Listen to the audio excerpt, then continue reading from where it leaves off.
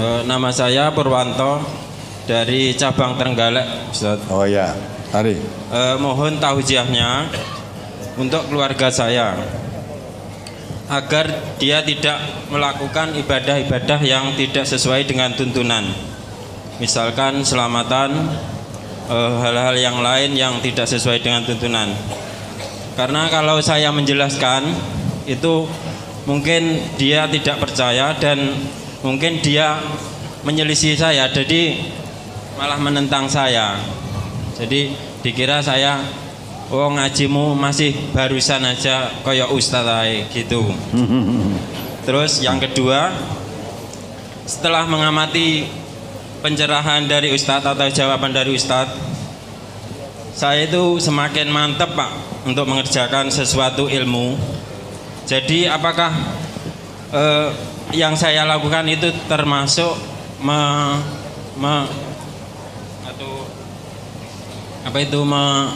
meninggi-ninggikan golongan itu loh Pak? Golongan ustadz gitu? Bukan. Nah, golongan apa?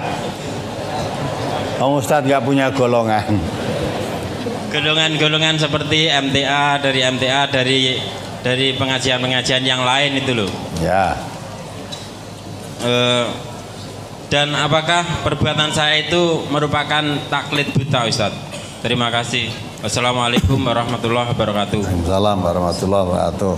Wong ngajimu belum lama, mulane ya bojomu ora gelem dikandani. Ngaji belum lama kok kaya ustaz bae. Nah, sekarang saya nasihati istrimu itu di sini apa enggak istrimu? Ada Ustaz. Wadah ya. Nah, sudah baik itu. Istrimu sudah baik. Termasuk mudah-mudahan istri yang solihah. Ingatasi dikandani dengan itu. Entang tapi mau datang sendiri di sini kan lebih baik. Kan dikandani wis orang gugu, kon teko ya wis moh, wah sudah susah. Kalau mau datang akhirnya tahu. Ya. Pertama saya luruskan ya pertanyaan saudara itu. Ya.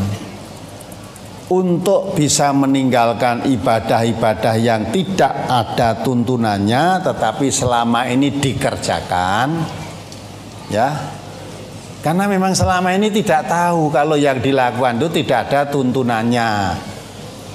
Kita dulu kan ya begitu kan? Orang yang beragama ini pada umumnya termasuk kita itu hanya mengikuti warisan dari mbah-mbahnya, bapaknya, nenek moyangnya, ya gitu biasanya. Itu kok bapaknya dhisik apa, mbah dhisik apa, ya itu udah dikiranya agama itu seperti itu. Ya. Setelah saya ikut mbahnya wis bener. Ikut neneknya bener dah. Maka setelah kita ngaji, Allah berfirman dalam surat Al-Maidah 103 tadi, 104 tadi. Ya 104, awalau kana abauhum la yaqiluna syai'an wa la yahtadun. Ya, awalau kana abauhum la ya'lamuna syai'an wa la yahtadun. Apakah kalau bapak-bapakmu, nenek-nenek moyangmu dulu tidak mengerti apa-apa dan tidak mendapat petunjuk, akan kamu ikuti juga? Ya. Jadi kita beragama jangan mbah dhisik ngene, bapak saya dulu ya begini, maka Allah menanya, lah kalau bapakmu, mbahmu dulu tidak mengerti apa-apa dan tidak mendapat petunjuk, apa juga kamu ikuti? Lebih dasar lagi coba ayat 21 Luqman itu. Surat Luqman surat ke-31 ayat 21. Wa idza qila lahum ittabi'u ma anzalallahu qalu bal nattabi'u ma wajadna 'alaihi aba'ana awalau kana syaitanu yad'uhum ila 'adzabis sa'ir. Dan apabila dikatakan kepada mereka, ikutilah apa yang diturunkan Allah, mereka menjawab, tidak, tetapi kami hanya mengikuti kebiasaan yang kami dapati dari nenek moyang kami. Nah, hanya mengikuti kebiasaan yang dilakukan nenek moyang kami. Terus? Apakah mereka akan mengikuti nenek moyang mereka, walaupun sebenarnya setan menyeru mereka ke dalam azab api yang menyala-nyala atau neraka. Nah, itu ya. Jadi kalau diajak wa idza qila lahum ta'ala wa ila qila lahum tabi'u ma anzalallah, kalau diajak mari kita ikuti Al-Qur'an, maksudnya yang diturunkan Allah itu Al-Qur'an. Mereka menjawab qalu bal nattabi'u ma wajadna alaihi abana. Jawabannya tidak. Ya. Tapi kami hanya mengikuti apa yang kami dapati bapak-bapak kami mengerjakan. Ya. Terus selanjutnya Allah menerangkan awalau kana syaitanu yad'uhum ila adzabis sa'ir. Ya. Apakah mereka tetap akan mengikuti juga walaupun setan itu menyeru mereka ke dalam jahanam, ke dalam neraka syair, ke dalam neraka. Jadi kalau mengikuti bapak-bapak dulu, padahal bapaknya itu tidak tahu tuntunan apa-apa, tapi setan mendorong kamu masuk ke neraka, apa juga kamu ikuti. Nah, itu kan? Allah gitu kan? Nah, coba kita pikir apa yang kita lakukan dulu. Yang tadi sudah saya singgung tadi. Apa yang dilakukan oleh bapak-bapak kita dulu, tahunya hanya itu, terus diwariskan yang anak putune. Agama kita ya agama mengikuti bapak-bapak itu. Padahal kalau kita mengaku agama Islam, sumber anutan bukan bapak bukan bae, bukan nenek moyangnya, tapi yang jadi panutan siapa? Allah dan Rasulnya. Karena Islam itu diwariskan oleh Rasulullah hanya 2 dan dijamin tidak akan sesat. Taraktu fikum amroini lan tadillu ma masaktum bihima, kitabullah wa sunnatan nabiyhi. Aku tinggalkan kepadamu 2 perkara. Barang siapa memegang teguh 2 perkara itu dijamin lan tadillu, tidak akan sesat. 2 perkara itu apa? Kitabullah maksudnya Al-Quran, wa sunnatan nabiyhi maksudnya hadis-hadis Nabi, sunnah Nabi. Jadi yang diwariskan oleh Nabi kepada kita tentang Islam ini Quran dan Sunnah, itu sumbernya Islam. Maka dari itu Allah memerintahkan wa anna hadza sirati mustaqiman fattabi'u. Dalam surat Al-An'am ayat 153, ini Quran ini jalanku yang lurus, ikuti dia, ikuti Quran maksudnya. Wala tatabi'u subula, jangan mengikuti jalan-jalan ya selain Al-Quran. Jalan selain Al-Quran itu kalau kamu sholat minta ihdinas siratal mustaqim, ya Allah tunjukkanlah saya jalan yang lurus. Kalau kamu mengikuti jalan selain Al-Quran, fatafarraqu bikum an sabili, justru jalan selain Quran itu akan memisahkan kamu dari jalan yang lurus tadi. Ya, karena jalan yang lurus wa anna hadza siratim mustaqiman fattabi'u. Quran ini jalanku yang lurus, ikuti dia.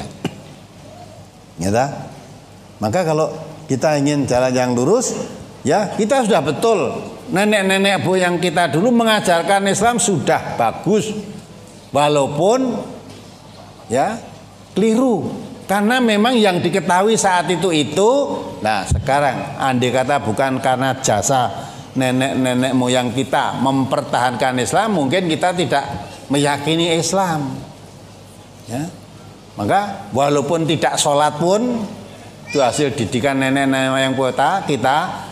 Nek sekalipun tidak sholat, nek ditulis KTP ini agamanya apa? Kristen, itu tidak mau dia. Mesti agamanya apa? Islam. Banyak kan kita kan agamanya apa? Islam. Sholat tidak. Jadi tapi sudah seneng dulu pada Islam. Walaupun tidak sholat, nah di Kristen ke, di Hindu ke, di Katolik ke tidak mau. Saya Islam. Walaupun tidak sholat, tapi sudah punya modal pengakuan agama yang diyakini kebenaran itu Islam. Agama Dazawati itu bapak banyaknya tidak sempat untuk mengkaji seperti kita ini. Apalagi zaman penjajah, ya maca Quran tuh untuk nek nerjemahi Quran, mengartikan Quran, tidak boleh. Yo nek Dok, ngerti Quran, penjajah segera diusir nanti kan itu kan. Nah, maka itulah. Lah sekarang zamannya zaman merdeka. Ngaji ilmu pengetahuan ini berbagai macam. Agama Islam itu berbagai macam caranya untuk mengkaji. Yang tidak pandai bahasa Arab, kitab-kitab yang dengan bahasa Arab sudah banyak diterjemahkan ke bahasa Indonesia. Al-Quran pun tidak Quran gundulan tanpa sakal, tanpa terjemahan, diterjemahkan banyak, dipakai harokat jika membaca, ya dah? Itu sudah kemudahan-kemudahan yang dapat dicapai. Maka tinggal kita, kalau kita menjadi orang Islam, kajilah Quran itu, pahami Quran itu. Lah setelah paham, baru ketemu. Oh ternyata ajaran bapak-bapak dulu, simbah-simbah dulu tidak cocok dengan Quran, dengan hadis Nabi tidak cocok. Lah dulu tidak mengerti, setelah mengerti harus berbeda. Yang tidak cocok dengan Quran dan Sunnah kita tinggalkan, kita beralih kepada Quran dan Sunnah. Tidak usah mencela nenek-nenek moyang kita, itu jasanya besar menanamkan keyakinan Islam kepada kita. Pokoknya ora gelem aku nek ora Islam. Malah dulu sampai zaman dahulu tuh ya punya anak laki-laki nek urung khitan iki urung Islam kok. Ya ta?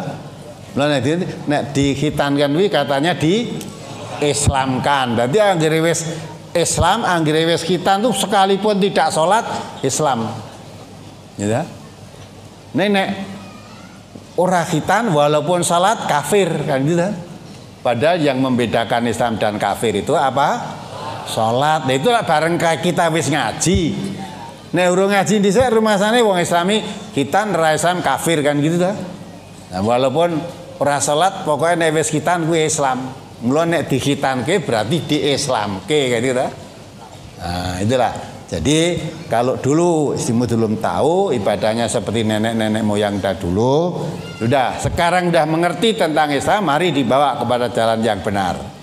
Kalau tetap mengikuti ajaran nenek moyang seperti ayat ini tadi, apakah ya kalau bapak-bapakmu didorong oleh setan masuk ke neraka sa'ir tadi ya, tidak tanpa tuntunan benar tetap kamu ikuti? Nah, mestinya kita ikuti Quran dan Sunnah. Maka itu mau datang sini sudah baik itu. Akhirnya mengerti betul tuntunan. Terus kita merenung sebelum tidur merenung. Coba apa yang kita lakukan dulu itu coba. Apa menurut tuntunan? Tuntunannya siapa kan ini baik itu. Dulu ketika kita mau punya kerja, mantu apa terus, ya mesti membuat apa itu? Sajen-sajen. Dan lambe sumurnya dikai takir, cemplungi kambil kan wis sumur kuwi ya padahal sumur dhisik jek nimba cemplungi kambil malah ganggu untuk air. Nek saiki cemplung kambil wong sekarang disedot pakai sanyo ora masalah. Terus kalau misalnya ngantar ke manten ke daerah mana dihitung itu lewat kertek piro iki engko.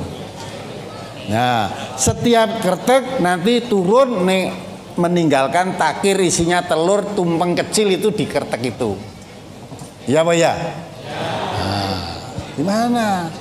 Jadi neng dia ya terus dihitung kerteknya kono ada. Terus saben lewat kertek itu sekalipun tidak ada orang harus membunyikan klakson. Sebab engko nek anak jin apa anak edemit don main neng kono ora diklakson. Nah, nek kepelindas kita, nah mula akhirnya karena dia tahu arep pelindas enggokke akhirnya sopirnya nyemplung kali kuwi mergo dienggokke karo jin sing tunggu kono kuwi. Maka supaya anu dikai sajen. Wong ngomong anak setan, anak demit itu ya toh. Dikai tumpeng cilik ora wis wareg itu. Dengan telur di situ. Nah itu keyakinan nenek moyang kita seperti itu dulu. Nah padahal itu jauh justru itu kemusyrikan. Tahu itu kemusyrikan setelah kita ngaji ini.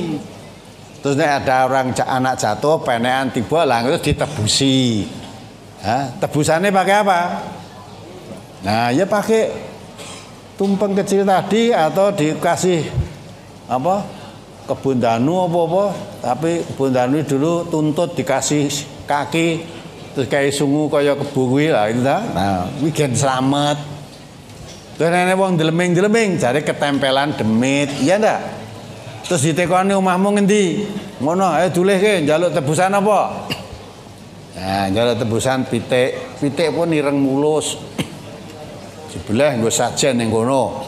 Nah, nek ireng mulus golek angel, dukune ngomong, aku duwe. Nah, kono-kono reneng ning aku duwe. Hargane pira? Ya satu ayam itu 3 juta harganya. Nek gandeng kuwi sing ngomong dukune ben slamet ya sudah mau saja. Lah itu keyakinan kita dulu sudah sebelum Islam masuk itu sudah ada keyakinan itu. Keyakinan Hindu sebelum Islam Indonesia kan Hindu udah masuk di sini. Bangsa sajen-sajen itu keyakinan Hindu. Ya, lah kita Islam tidak ada itu semua. Tinggalkan. Nah, maka itulah dikit-dikit kalau kita mulai ngaji setelah mengerti yang tidak cocok dengan Islam tinggalkan. Ya, alihkan kepada yang benar. Nah, itu ya. Lah, itu tadilah ikut-ikutan tanpa dalil itu yang disebut taklid. Kalau Bapak tadi sudah ngaji di MTA ini, setelah itu kok merasa ibadahnya mantap. Mantapnya karena apa? Karena setiapnya ditunjukkan dalilnya. Ditunjukkan Qur'annya, ditunjukkan hadisnya.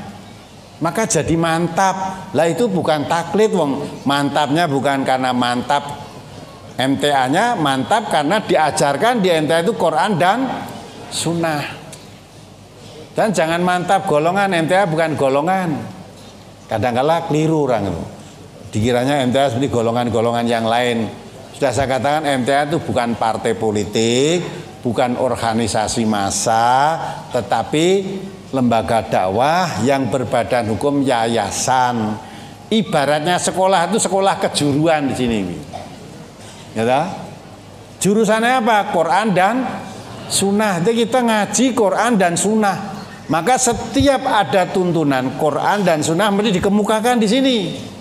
Seperti tadi yang puasa tadi, ya. Mana? Ini loh puasa. Ada lagi, ada sholat. Sholat apa? Sholat hajat. Dalilnya ini. Ternyata ini ada cirinya sini. Sholat kusuf. Ya. Aja mau ngasal sholat. Sholat kusuf kok. Ya. Kayak sholat biasa. Rukuknya podo.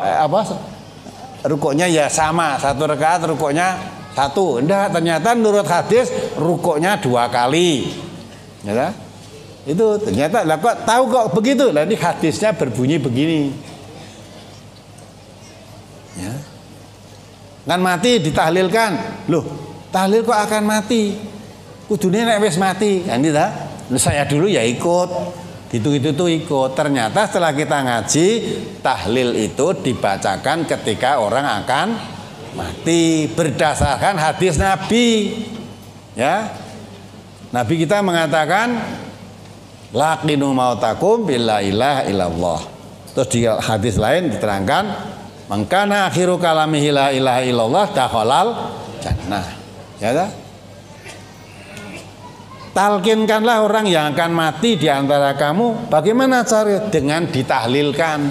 Bacakan la ilaha illallah. La ilaha illallah. Dengan harapan kalau yang akan mati tadi sesudah membaca la ilaha illallah terus mati, masuk surga dia. Umumnya dulu ketika akan mati dibacakan Yasin. Karena dalam hadis Nabi ada menerangkan siapa yang akan mati dibacakan Yasin, Allah memudahkan keluarnya roh. Lalu bacakan Yasin terus mati itu, oh alhamdulillah matur nuwun Pak Kiai. Pun mati bapak kula. Lah kok matur nuwun. Nah kalau dipikir dari kesehatan pantes nek bacakan Yasin ndang mati. Wis ambekane wis tersengal-sengal, tekoso to dikroyok wong maca Yasin pirang-pirang tambah pengap. Jadi matine bukan karena dibaca Yasin, matine tambah pengap ambekane saya entek tadi mati. Dikirane margane Yasin. Itu juga ada hadisnya. Nanti maka beli kumpulan brosur 2008. Di mana letak kelemahannya? Di situ ditunjukkan. Ya. Tetapi bagi yang meyakini baca tahlil itu setelah mati 7 hari, 40 hari, silahkan. hanya di majelis ilmu dikupas. Tidak melarang. Yang akan tahlil gitu terus silahkan. Ning aja ngajak aku, saiki aku wis ra gelem. Sanajan dhisik ya mempeng. Sekarang saya nggak mau. Karena kok nggak mau kenapa? Sekarang saya tahu bahwa yang dibacakan tahlil itu orang yang akan mati berdasarkan hadis Nabi. Tapi saudara-saudara kita yang melakukan begitu silahkan. Saya tidak melarang, tapi jangan memaksa saya untuk ikut. Kadang-kadang orang Islam itu kan aneh tuh. Wong Islam wis salat, wis poso, wis haji, mung ora gelem jak tahlilan wong mati dimusuhi. Ning nek enek wong Islam ora salat, ora poso, ora salat barang, ora apa-apa. Ini aneh ta? Wis salat mung ora jak tahlil mati ra gelem kok malah diributke bareng aku Islam ora salat malah tenang-tenang wae. Malah dianggap sedulure. Itu semua karena apa? Kurangnya ilmu.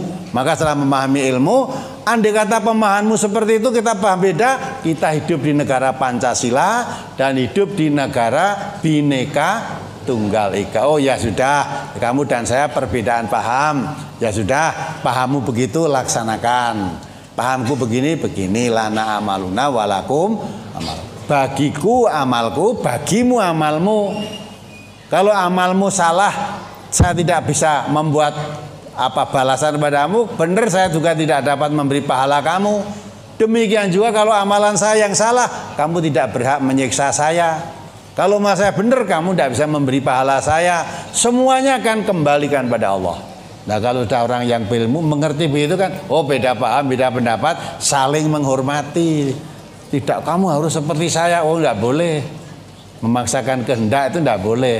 Dalam Islam pun tidak boleh, di negeri kita juga tidak boleh. Berdasarkan Pancasila itu tidak boleh memaksakan kehendak pada orang lain. Ya, berdasarkan agama juga begitu, lakum dinukum waliyadin atau lana amaluna walakum amalukum. Gitu. Tidak boleh memaksakan itu. La ikraha fiddin, tidak boleh paksaan untuk dalam memasuk Islam itu tidak boleh paksaan. Nah, masuk menjadi orang kafir aja boleh kok, faman safal yumin faman safal yakfur. Kamu iman boleh, kafir boleh. Hanya beda pendapat, jelas kafir iman kan jauh perbedaannya. Itu pun boleh kok. Kenapa kalau kita sama-sama Islam? Paling perbedaan itu hanya masalah-masalah yang furu'iyah, yang kecil, bukan pokok. Kenapa harus jadi musuhnya? Nah ini yang harus kita ketahui. Maka orang yang menuntut ilmu pandangnya jadi luas, mengerti. Tidak memaksa orang harus seperti saya. Maka ibu ya, istrinya bapak tadi mudah-mudahan makin mengerti ya. Tidak hanya sekali ini datang ke sini, kalau mungkin tidak sempat datang ke sini bisa dengarkan radio atau lihat TV di rumahnya. Pengajian ini tiap hari selalu diulang 3 kali setiap hari.